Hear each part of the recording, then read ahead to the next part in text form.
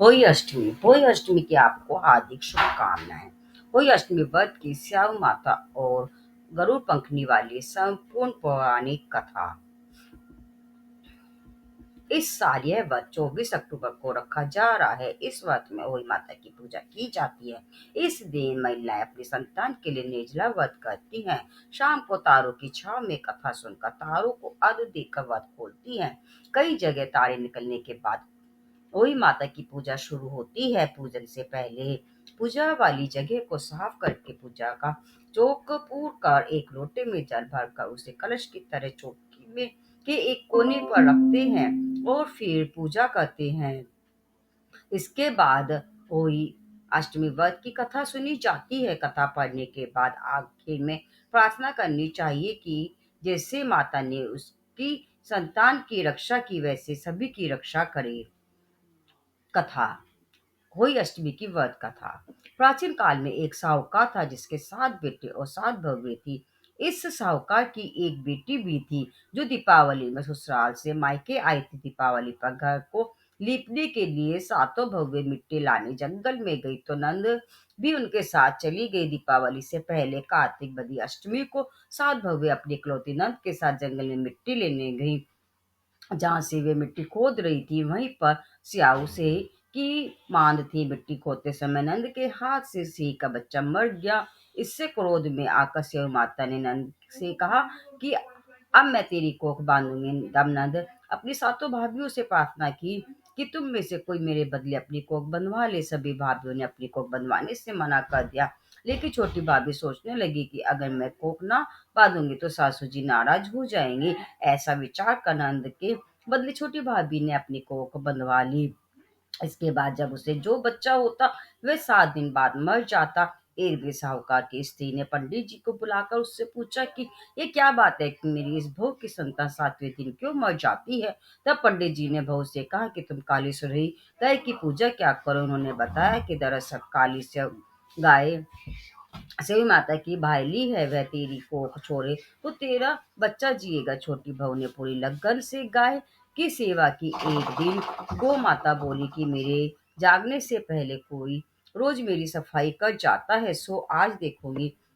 गौ माता खूब तड़के जागी तो क्या देखती है कि साहूकार के बेटे की बहू उसके नीचे सफाई आदि कर रही थी। इससे गौ माता प्रसन्न हुई और बोले कि मैं तुझसे प्रसन्न हूँ, तुझे जो चाहिए वो मांग ले। तब साहूकार की बहू बोली कि स्याऊ माता तुम्हारी भाईली है और उन्होंने मेरी कोख बांध रखी है, उनसे मेरी कोख को खुलवा दो।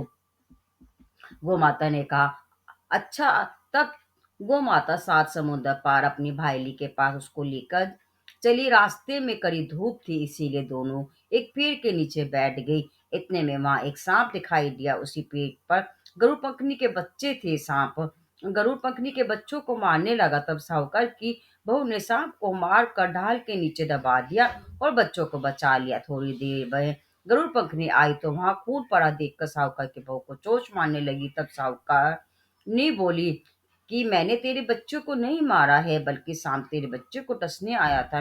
मैंने तो तेरे बच्चों की रक्षा की है। इससे गरुड़ पंखनी प्रसन्न हुई और बोली कि मां क्या मांगती है। वह बोली 7 समुद्र पार से वो माता रहती है, मुझे तू उसके पास पहुंचा दे। तब गरुड़ पंखनी ने दोनों को अपनी पीठ पर बैठा कर स्याऊ माता के पास पहुंचा दिया। स्याऊ माता उन्हें देखकर बोली कि आ बहन बहुत दिन बाद आई। फिर कहने लगी कि बहन मेरे सिर में जू पड़ गई है।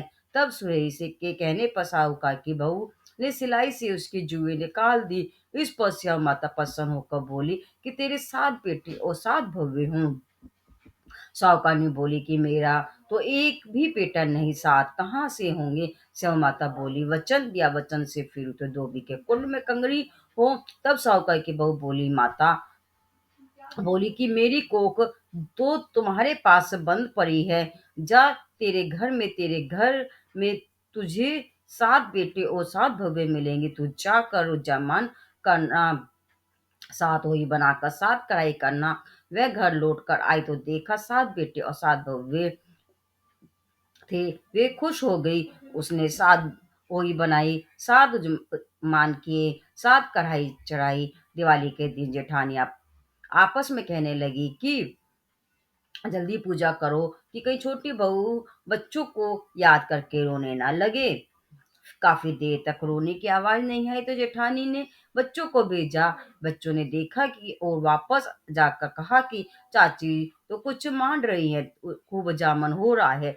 यह सुनते ही जेठानिया दौड़ी दौड़ी उसके घर आई और जाकर पूछने लगी कि तुमने को कैसे छुड़ाई। वह बोली, तुमने तो को बंधाई नहीं थी, मैंने बंधा ली। अब स्याऊ माता ने कृपा करके मेरी कोख खोल दी है। हे स्याऊ माता, जिस प्रकार उस साहूकार की बहू की कोख खोली उसी प्रकार हमारी भी खोलियो, सबकी खोलियो, कहने वालों की तथा उनका भरने वालों की तथा परिवार की सबकी कोख खोलियो। यह थी वही अष्टमी की व्रत कथा। आप सबको अष्टमी की हार्दिक शुभकामनाएं।